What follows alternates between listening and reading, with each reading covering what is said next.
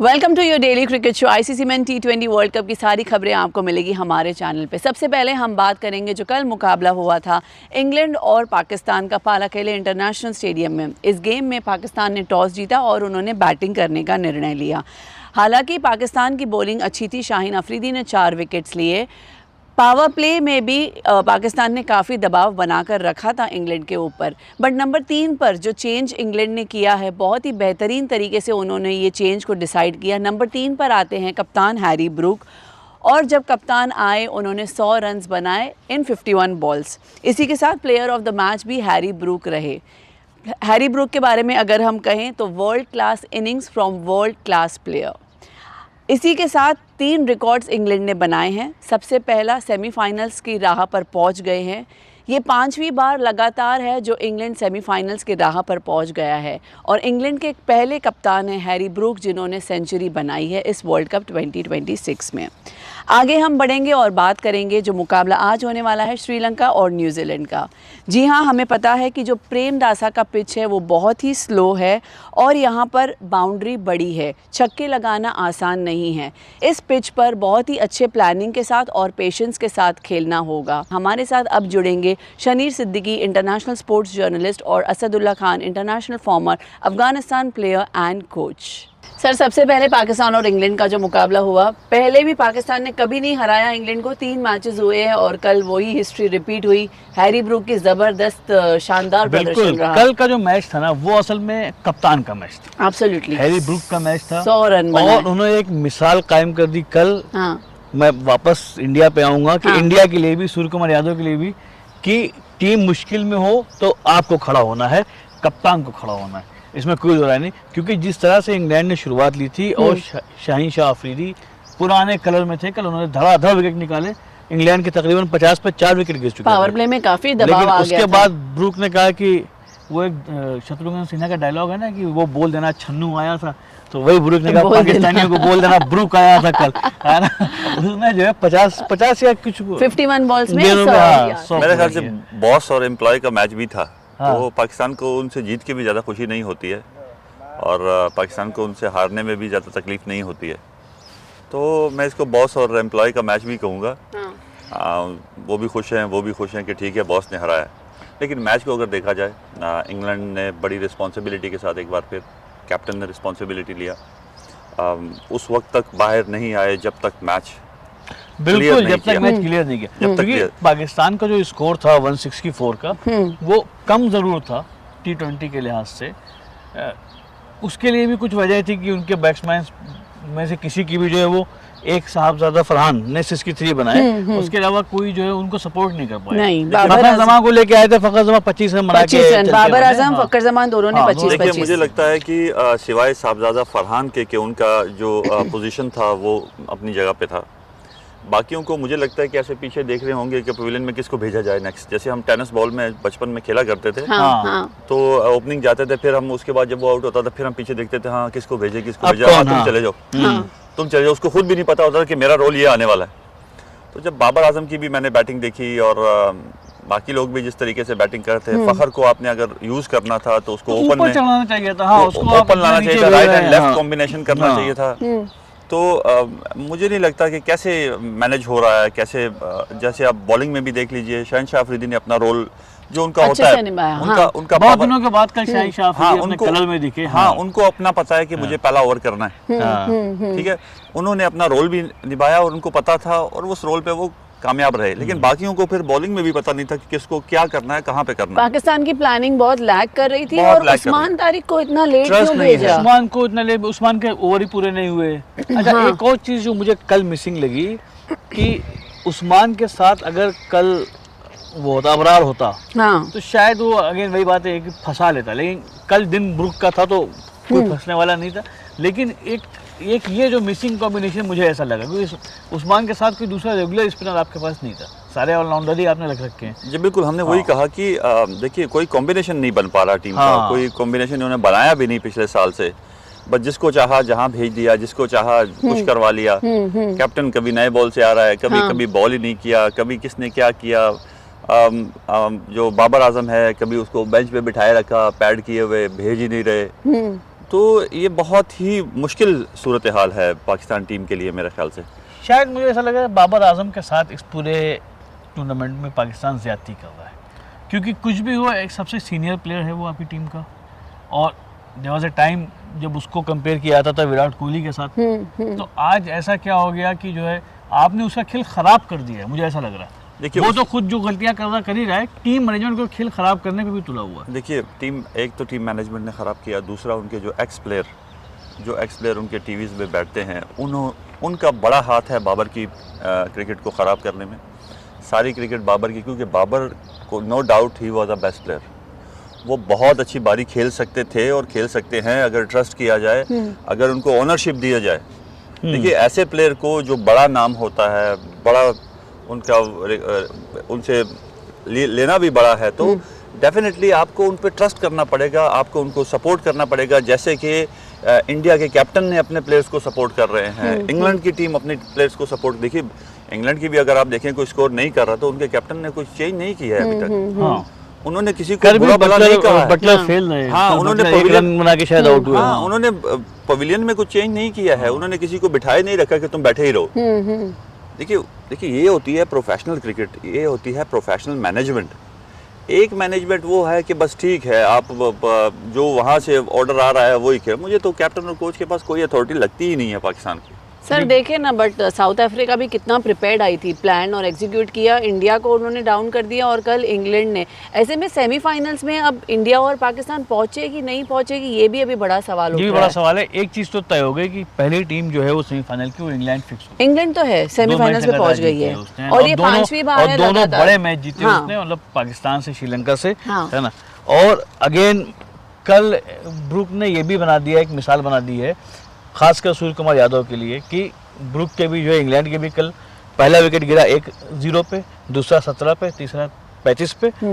तो 35 पे 3 विकेट गिर चुके थे, 60 रन पे 4 विकेट थे उनके, लेकिन कप्तान ने फिर कप्तानी वाली पारी खेली, स्कोर तक पहुंचाया। ये नहीं कि वो उसी सीक्वेंस में जो है वो भी देखिए अपना विकेट देके चले। उन्होंने कोशिश किया, देखो सबका रोल होता है, ऐसा नहीं है कि कंफर्म वो स्कोर करेगा। टीम में एक प्लेयर स्कोर करता है, बाकी सपोर्टिंग रोल्स होते हैं। जैक ने सपोर्ट, जैक ने बहुत अच्छा सपोर्ट, वो सपोर्ट कर सकते हैं। शुरू में आप एग्रेशन दिखा सकते हैं, ठीक है, विकेट्स कोलैप हो गया तो जो मिडिल ऑर्डर है वो उसको संभालता है, किसी हद तक लेके जाता है। लेकिन जब एंड पे पावर प्ले आता है, पावर हिटर्स आते हैं, वो अपना रोल प्ले करके वो स्कोर को सही जगह पे खड़ा कर देते हैं। लेकिन यहाँ पे थोड़ा सा मैं कहता हूँ कि शुरू में भी 7 से 8 रन कम बने, सर्कल में भी 7 से 8-10 रन, और 10 रन आखिर में भी कम बने।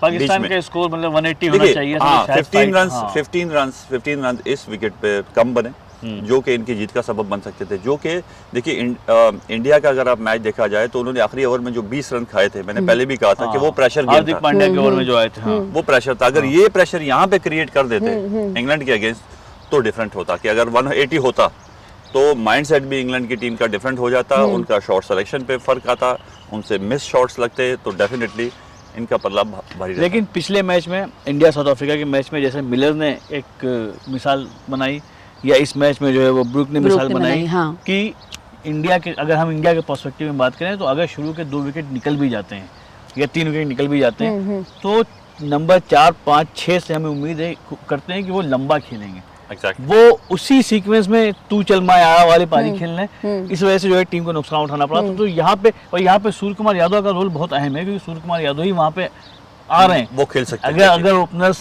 या पहला विकेट और दूसरा विकेट, तीसरा विकेट जल्दी निकलता है तो सूर्य कुमार यादव के नंबर आता है, उन्हीं को खेलना है। देखिए वो अच्छे प्लेयर हैं, उन्होंने प्रूव किया एक मैच में वो खेले ऐसा, जैसे यूएस के खिलाफ बचाया था, देखिए उन्होंने खेला था। लेकिन एक्सपेक्टेशन उनसे ज़्यादा है, अच्छे प्लेयर हैं, करेंगे। जो कि बैटिंग डेप्थ है इंडिया का, मुझे नहीं लगता कोई ना कोई यहाँ पे हार बार करेगा। और अगर टॉप ऑर्डर से इनको बड़ी सपोर्ट मिल गई तो वो बहुत बड़ा टोटल खड़ा कर सकते हैं। तो सूर्या भाऊ को जो है अब कुछ करना पड़ेगा, है ना। फैंस सूर्या भाऊ कहते हैं सूर्य कुमार यादव को, है ना। वो भाऊ मुंबई का एक लोकल डायरेक्ट के बड़े भाई के लिए तो बहुत इज्जत दी जाती है मतलब उनको। हाँ, तो वो बहुत इंपॉर्टेंट है। तो अब देखना होगा, अब इंडिया का मैच अगला कब है? इंडिया का भी जिम्बाब्वे और वेस्ट इंडीज के साथ कल है। जी हाँ, ये बहुत इंपॉर्टेंट है जी। आज और कल दोनों ही मैच बहुत इंपॉर्टेंट है, क्योंकि आज है श्रीलंका वर्सेस न्यूजीलैंड। आज श्रीलंका और न्यूजीलैंड का मैच है, जो उस ग्रुप के लिए बहुत इंपॉर्टेंट है, क्योंकि इंग्लैंड ऑलरेडी अब सेमीफाइनल में गई। बचा कौन? न्यूजीलैंड, पाकिस्तान, श्रीलंका। न्यूजीलैंड पाकिस्तान के पास एक एक पॉइंट है, श्रीलंका के पास कोई पॉइंट नहीं है, एक मैच हार चुका है वो। आज अगर न्यूजीलैंड जीत जाता है तो 3 पॉइंट के साथ वो मोटा मोटी क्वालिफाई कर जाएगा। सही बात है ना जी। अगर न्यूजीलैंड आज हार जाता है, श्रीलंका जीत जाता है, तो ये मैच जो है वो ये ग्रुप फंस जाएगा। तो इंटरेस्टिंग होगा आज का मैच। ग्रुप 2 के लिहाज से बहुत इंपॉर्टेंट है, क्योंकि यहाँ से तय होगा कि पाकिस्तान 1 ड्रॉ 1 हार, न्यूजीलैंड। सर अगर पाकिस्तान जीत भी जाता है तो टोटल उनके पास 3 ही पॉइंट्स होंगे ना। हाँ। हाँ। लेकिन अब इनका एक मैच और बचा हुआ है ना अभी, हाँ, हाँ। श्रीलंका के साथ जी। तो एंड खैर अब तो वो कहानी बदल गई। अब तो हाँ। इंग्लैंड ने सिक्योर कर लिया अपना प्लेस। अब देखना होगा दूसरे नंबर पे कौन है, जिसमें न्यूजीलैंड के चांसेस खेल को देखते हुए ज्यादा लग रहे हैं। बट श्रीलंका है, उसका अपना होम ग्राउंड है, उसकी अपनी प्रिपरेशन है। तो आज श्रीलंका न्यूजीलैंड का मैच बहुत क्रिटिकल होगा ग्रुप 2 के लिए, सुपर 8 में ना। और कल बहुत इंपॉर्टेंट मैच होगा हमारे लिए। कल हमारे यहाँ शायद तय हो जाए ग्रुप 1 में इंडिया के साथ इंडिया और जिम्बाब्वे का वाला है ना। हाँ, इंडिया को अटैकिंग क्रिकेट खेलेगी। कल इंडिया जिम्बाब्वे का मैच है, वेस्ट इंडीज का नहीं, वेस्ट इंडीज साउथ अफ्रीका का मैच है, राइट। तो West Indies south Africa, India ये जिम्बाब्वे, भी बड़ा इंपॉर्टेंट मैच, दोनों मैच बहुत इंपॉर्टेंट है। important अगर कल वेस्ट इंडीज ने साउथ अफ्रीका को हरा दिया, हाँ। तो ये ग्रुप फंस जाएगा यहाँ फंस हाँ। फंस और जाएगा। अगर मान लो साउथ अफ्रीका कल जीत जाता है तो फिर वो इन्हें जस्ट मैच जितने हैं। हाँ, फिर वो इंडिया उसके को। बाद दूसरा कौन जाएगा उस पर लड़ाई होगी। तो इस ग्रुप में, ग्रुप 2 में इंग्लैंड ऑलरेडी फिक्स हो चुका है। ग्रुप 1 में अभी कल तय होगा, खासकर वेस्ट इंडीज साउथ अफ्रीका के मैच के बाद। सर आप इंडिया और जिम्बाब्वे के बारे में बात कर रहे हैं, एक बड़ी खबर है, रिंकू सिंह वापस चले गए हैं। बोल रहे हैं कि इमरजेंसी में गए हैं, ये बात कितनी सच है? नहीं या देखो, वो प्रैक्टिस पर उससे भी ज्यादा नहीं आए ऐसा थे? जरूरी है कि मौका किसको मिलेगा। मौका किसको मिलेगा, ये भी बड़ा सवाल है। गए बाहर गए है ना इमरजेंसी में, तो अब उनकी जगह कौन? ठीक है, अक्षर पटेल को कल आप बैक कर रहे थे, हाँ। वो आ गए, तो अब तो बन गया ना कॉम्बिनेशन, अभी बन गया है वापस कि भाई आपने वाशिंगटन सुंदर को अगर बाहर बैठा दिया तो अक्षर पटेल और कुलदीप यादव दोनों आ गए अंदर, तो पूरा हो गया। बट बेचारे संजू सैमसन के लिए भी जगह नहीं बनी। देखिए सर संजू सैमसन प्रैक्टिस पर आए थे, सबसे पहले संजू आए थे। सैमसन तो प्रैक्टिस पे आ ही रहा है, पिछली बार भी आया था नेट पे, वो 2 दिन उसने प्रैक्टिस किया। आना तो है, रेडी तो रहना है। देखिए टीम गेम है, मैंने आपको बताया कि पवेलियन में भी आप बैठे हो तो आप खेल रहे हो मैच। अगर आप पवेलियन में बैठे हो तो आप खेल रहे हो, सबसे इम्पोर्टेंट पार्ट हो। आपने पवेलियन को सिर्फ देखना है, आपने पवेलियन में पॉजिटिविटी क्रिएट करनी है, आपने अपने प्लेयर्स को उठाना है। तो यहाँ से एक बड़ी सपोर्ट होती है जो अपने प्लेयर्स को उठाना होता है। पवेलियन में अच्छा माहौल होता है, कोचेज आपके पॉजिटिव करने की कोशिश कर रहे होते हैं, कैप्टन आपको बैक कर रहा है, तो मेरे ख्याल से इंडियन टीम का माहौल अच्छा है। टीम का माहौल अच्छा बहुत इंपॉर्टेंट है, क्योंकि कल हम लोग जैसा कह रहे थे, जैसा असद साहब ने कल भी कहा था कि अभी ये जो मैच होगा यहाँ पे इंडिया को सिर्फ मैच नहीं जीतना है, बहुत बड़े मार्जिन से मैच जीतना है और रन रेट में करेक्शन करना है। एग्जैक्टली, टॉस जीत कर। और वो बहुत इंपॉर्टेंट बात है कि अगर सूर्य कुमार यादव टॉस जीतते हैं तो किसी भी हालत में उनको बाद में बैटिंग करनी है, बाद में बैटिंग पहले बैटिंग करने का फैसला नहीं करना है। क्यों? देखिए, यहाँ पे जिम्बाब्वे का कैप्टन भी सिकंदर रजा है। हाँ, कहीं ना कहीं वतन से मोहब्बत तो होती है। वो तो खुद बाहर हुए हैं, वो इंडिया को दूसरी बैटिंग नहीं करने देगा। पाकिस्तान का बदला लेंगे इंडिया से, वो दूसरी बैटिंग नहीं करने देगा। हाँ यहाँ पे ये देखना होगा आपको। तो जरूरी है कि सूर्य कुमार यादव खुद मतलब किस्मत उनका साथ दे और टॉस जीते, किस्मत पे है ये। क्योंकि अगर सिकंदर यादव टॉस जीतते हैं वो तो नहीं वो देगा। चाहेंगे कि जो है इंडिया पहले बैटिंग करे। पहले बैटिंग करे। लेकिन अगर इंडिया मान लीजिए बाद में बैटिंग करती है, इंडिया टॉस जीत के बॉलिंग लेती है, तो इंडिया के पास क्या टारगेट होना चाहिए कि जिम्बाब्वे के साथ कि हम अपना जो है ये मैच तो जीत ही लें, साथ में अपना स्ट्राइक रेट में करेक्शन भी देखिए, करें। वो फिर उसी सूरत में हो सकता है कि इंडिया को 260 250 रन करने हैं और फिर जिम्बाब्वे को 80 पे आउट करना है, 80-85 पे या इससे लेस, तो ये ज़रा बहुत डिफिकल्ट हो जाएगा, बहुत मुश्किल हो जाएगा। लेकिन अगर आप इंडिया जिम्बाब्वे को 120 पे आउट करते हैं और वही मैच आप 12 से 13 ओवर में ख़त्म कर देते हैं, तो बड़े आसान हो जाएगा। आपके सामने टोटल भी आ जाएगा कि कितना करना है, कैसे करना है। तो आपको अपना बेंच स्ट्रेंथ भी मालूम है, जो आपके बैटिंग ऑर्डर है आपको वो भी मालूम है। आप उसको भी थोड़ा सा फिर उस वक्त हिला सकते हैं स्कोर को बहुत तेज करने के लिए। तो ये जरूरी होगा कल इंडिया के मैच में कि इंडिया जो है पहले अगर टॉस जीतता है तो पहले बॉलिंग ले और जिम्बाब्वे को छोटे से छोटे स्कोर पे आउट करे। हाँ। और उसके बाद एक टारगेट मिल जाएगा आपको कि आपको इतने ओवर में अगर आपने इतने विकेट पे जीत हासिल कर ली तो आपका रन रेट जो है यहाँ से यहाँ पहुंच जाएगा, माइनस से पॉजिटिव में आ एग्जैक्टली, जाएगा। उसमें आपको फायदा ये हो जाएगा अगर ओपनिंग कोलैप्स होती है तो आप किसी ऑलराउंडर को वहां भेजकर उससे थोड़ी सी हाँ, पावर हिटिंग, तो मतलब आपके सामने एक खुला मैदान होगा, मतलब कि आपको कैसे खेलना है, तो ये बहुत ज़रूरी है। अब कल भी बात हम लोग कर रहे थे कि टीम इंडिया में आपने कहा था कि स्पिनर्स को खिलाना चाहिए, क्योंकि अब जिम्बाब्वे वेस्ट इंडीज़ को फंसाना है, उसके लिए हमारे पास ज़्यादा स्पिनर होने चाहिए। देखिए यही अगर पाकिस्तान के पास होता, देखिए शहनशाह ने अच्छी बॉलिंग किया, ठीक है, बीच में कोई संभालने वाला नहीं कर सका जो स्ट्राइक करे, जो फाइनल कर दे इंग्लैंड टीम को, खत्म कर दे। उस्मान के साथ अगर अबरार 120 कॉम्बिनेशन होता तो 120 130 पर 135 पर ये इंग्लैंड की टीम खत्म हो सकती थी अगर आपके पास स्ट्रॉन्ग बैटिंग बॉलिंग कमबैक होता। यहाँ पर उस्मान ने बॉलिंग किया या शादाब ने बॉलिंग किया, शादाब की मैं क्वालिटी नहीं देखता हूँ। ठीक है, शादाब, मुझे ये लग रहा है शादाब का रोल भी वही हो गया कि एक ऑलराउंडर होना चाहिए टीम में, तुमको रखा गया है, वरना उन्होंने भी अभी तक कुछ ऐसा कमाल नहीं किया। वो मेरे ख्याल से किसी के लिए, एक्स क्रिकेटर्स के लिए सरसब्ज और शादाब है, बाकी पाकिस्तान टीम के लिए वो सरसब्ज और शादाब नहीं हो रहे हैं, तो ये बड़ा इंपॉर्टेंट। हाँ, तो वही हम लोग स्पिनर्स की बात कर रहे थे कि स्पिनर्स आप कह रहे हैं कि हम इंडिया जो है वो कुलदीप यादव, अक्षर पटेल दोनों को खिलाएं। बिल्कुल, वेस्ट इंडीज और जिम्बाब्वे के मैच, वेस्ट इंडीज को मैंने देखा है जब हम भी उनके एनालिसिस करते थे वेस्ट इंडीज के और जिम्बाब्वे के, तो हमारा स्पिनिंग स्ट्राइक होता था, हम एक्स्ट्रा स्पिनर खिलाते थे उनके लिए। एक्स्ट्रा स्पिनर्स कोई भी हमारे पास होता था तो हम सबको खिला देते थे, जैसे नबी होता था एक ही मैच में, नूर होता था, ये मुजीब होता था और नूर, राशिद, नूर, नबी, और हम चारों के चारों को खिला देते थे। एग्जैक्टली, तो हम 100% हमने उनको होम में भी सीरीज हराई, हमने उनको अवे भी हराई, तो ये एक वो होता था। लेकिन यहाँ पे कुलदीप का होना और अक्षर पटेल का होना बड़ा ही इम्पोर्टेंट, और दोनों ही विनिंग मतलब खिलाड़ी हैं। कुलदीप ने बहुत बार मैच जिताया है इंडिया को, और अक्षर पटेल ने तो खैर आपको सूर्य कुमार यादव के साथ खड़े होकर के पहले ही मैच जिताया था यूएसए के खिलाफ इस टूर्नामेंट में। पिछले T20 के फाइनल में भी अगर आपको याद होगा अक्षर पटेल ही ऊपर आए थे, उन्होंने ही पूरा मैच निकाला था साउथ अफ्रीका के खिलाफ। तो वो उस प्लेयर का अपना एक बहुत इंपॉर्टेंट, और वाइस कैप्टन यहाँ पे उनका बनता है, यहाँ पे उनका बनता है, तो जरूरी है कि यहाँ पे दोनों खिलाड़ी को इनकॉर्पोरेट किया जाए टीम में। और एक अच्छी बात हुई है, रिंकू सिंह के लिहाज से खराब बात हुई है क्योंकि उनके यहाँ कोई इमरजेंसी आ गई, वो इंडिया चले गए। अच्छी बात ये हुई कि एक जगह अपने आप बन गई है, आपको किसी को हटाना नहीं है खिलाड़ी लाने के लिए। देखिए इंडियन टीम का मुझे ये पिछला डिसीजन भी अच्छा लगा कि उन्होंने वाइस कैप्टन को हटाया, क्योंकि जरूरत वहाँ पे कुछ और थी, तो उन्होंने कोई झिझक महसूस नहीं की और अच्छे पॉइंट पर अच्छा डिसीजन किया।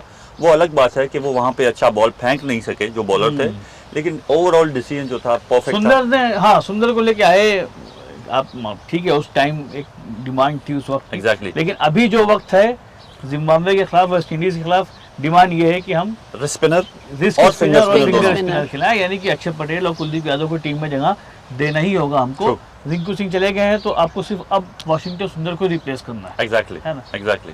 बैटिंग एज यूजुअल रहेगी, जैसा आप कह रहे हैं कि देखिए उसको हिलाने की कोई गुंजाइश नहीं है, चाहे वो हम पहले से ही बोलते हैं, वो हिले ना, रन ना बनाए, लेकिन उनको हिलाना नहीं है, क्योंकि यही उनका जगह है। वो इसी पे इन्होंने करके दिखाना है, ये उन्हीं की अब तो करके दिखाना है, अब तो कोई गुंजाइश नहीं है इंडिया के पास। के खिलाफ आने तो शायद कॉन्फिडेंस भी थोड़ा हाई होगा।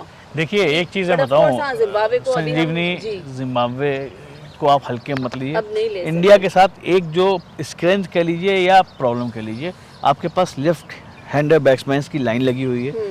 जिम्बाब्वे के पास अच्छे ऑफ स्पिनर्स हैं, एक है रजा है ना, जो अभी तक उसने साबित किया इस टूर्नामेंट में अपने आप को, कप्तानी में भी और बॉलिंग में भी और बैटिंग में भी। तो वो जो कॉम्बिनेशन है वो बहुत डेडली कॉम्बिनेशन है। लेकिन यहाँ पे मुझे सिकंदर रजा का कैप्टनसी का और वतन का पता चलेगा कि वो टॉस जीतता है, तो क्या होगा ये भी देखना होगा। टॉस जीत के सिकंदर, अगर सिकंदर रजा टॉस जीतते हैं और वो इंडिया से कहते हैं पहले आके बैटिंग करो, है ना, तो असद साहब का ये कहना है कि वो कहीं ना कहीं पाकिस्तान को सपोर्ट करने जा रहे हैं इंडिया को फंसाने जा रहे हैं इस टूर्नामेंट में। तो वही बात हो गई कि पाकिस्तान तो बाहर हो गई है, किसी तरह से इंडिया को भी बाहर कर दो, मतलब हम तो डूबेंगे सनम, तुम्हें भी ले डूबेंगे। सर बट विनिंग प्रोबेबिलिटी आज के गेम में क्या लग रहा है, सॉरी इंडिया वर्सेस जिम्बाब्वे में? ठीक है, विनिंग प्रोबेबिलिटी इंडिया की ज़्यादा स्ट्रॉन्ग है। जी बिल्कुल इंडिया की है ना। देखिए इंडिया एक मैच हारी है वो अलग बात है, लेकिन ओवरऑल बहुत बुरी तरीके से हारी है। ओवरऑल अगर हम उनका बैटिंग देखें, उनका बॉलिंग देखें, उनका कॉम्बिनेशन देखें, तो वो बहुत ऊपर है बाकी टीमों से। देखिए जीत हार या परफॉर्म करना या ना करना वो अलग बात होती है, लेकिन क्वालिटी इज क्वालिटी। नहीं वही बात है ना कि एक मैच हारे और आपको जरूरी नहीं कि आप अगर कप जीत भी रहे हो तो आपने कोई मैच ना हारा, ऐसा कोई शर्त नहीं नहीं ऑफ कोर्स नहीं। अनफॉर्चुनेटली आपने बहुत क्रिटिकल मैच हारा और बहुत नेगेटिव पे आ गए हम। हाँ, और अच्छा कमबैक चाहिए, तो इसलिए अब अच्छा कमबैक चाहिए कि हाँ। खिलाड़ियों में तो जोश हुई, दर्शकों में, फैंस में भी जोश वापस आ जाए। सही बात। एक चीज मैं देख रहा था, कई वेबसाइट्स पे मैंने वो चीज देखी कि जो सुपर 8 का फॉर्मेट है इस बार, इसका क्रिटिसिज्म स्टार्ट हो गया क्योंकि इस बार आईसीसी ने क्या किया था, प्री सीडिंग कर दिया था, टीमों की पोजीशन फिक्स कर दी थी कि जब आप पहुंचेंगे तो आप इस ग्रुप में होंगे, आप इस ग्रुप में होंगे। और जैसे ऑस्ट्रेलिया नहीं आई, उसकी जगह जिम्बाब्वे है, तो वो ऑस्ट्रेलिया की जगह पे उसका ब्लॉक निकाल के उसको फिक्स किया गया। अब उसमें हुआ क्या कि एक ग्रुप में मतलब फर्स्ट राउंड के सारे नंबर 1 टीमें आ गई, India, south Africa, West Indies, हाँ जी, हाँ। तो जिम्बाब्वे ये सब अपने अपने ग्रुप में नंबर 1 पे थी। हाँ। दूसरे ग्रुप में नंबर 2 की टीमें पहुंच गई सब। देखिए वो तो हारे ना, ऑस्ट्रेलिया हारा। और वो नहीं, तो ये बात ये हो रही कि आप ग्रुप ए, ग्रुप ए में अपने लीग मैच की सारी टॉप टीमें आ गई, ग्रुप 2 में नंबर 2 की टीमें आ गई। अब इस नंबर 2 में से 2 टीम तो जाएगी ना सेमीफाइनल में, और आपके ग्रुप की चलो टॉप टीम में से 2 टीम बाहर होने वाली है। तो ये जो प्री सीडिंग का जो आइडिया है, देखिए इसमें देखिए अगर आप यूजुअली क्या होता है ना, हमेशा ये होता है कि ग्रुप की टॉप टीमें ऐसे क्रॉस बनाया जाता था, ए बी से खेलता था, बी सी डी से खेलता।